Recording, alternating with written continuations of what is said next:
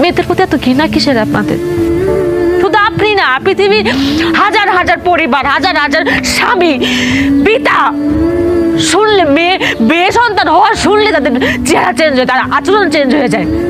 কেন? মেয়ে হওয়া কি অভিশাপ? মেয়ে হওয়া কি পাপ, অন্যায়? আপনি যে পৃথিবীতে দাঁড়ায় রয়েছেন না আছেন জীবিত, কার জন্য?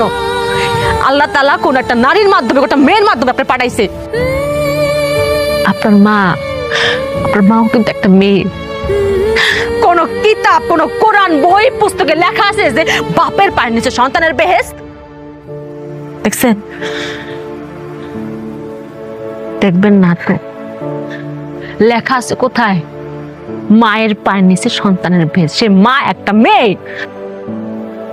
আসলাম আর একটা কথা, আপনারা কি মনে করেন ছেলে সন্তান আমার খুঁটি, আমার শেষ প্রজন্মের খুঁটি?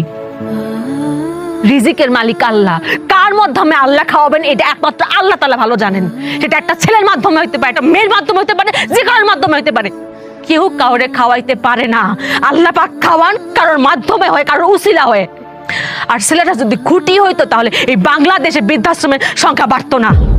বাংলাদেশে এমন একটা বৃদ্ধাশ্রম খুঁজে পাবেন না যে বাপ মারে কোনো মেয়ে বৃদ্ধাশ্রমে দিয়েছে। খোঁজ নিয়ে দেখেন, প্রত্যেকটা বৃদ্ধাশ্রমে দিয়েছে তার ছেলে সন্তান। তাইলে মেয়েদের দোষটা কেন? আপনাদের আরেকটা ভুল ধারণা যে ভবিষ্যতের মুখ উজ্জ্বল করবো আবার পোলা। খালি কি পোলারাই করে? মেয়েরা করে না? পৃথিবীর কোন কাজে কোন জায়গা মেয়েরা নাই, কোন জায়গা মেয়েরা পিছিয়ে আছে কোন তো? ডাক্তার, ইঞ্জিনিয়ার, পাইলট কোন জায়গা নাই?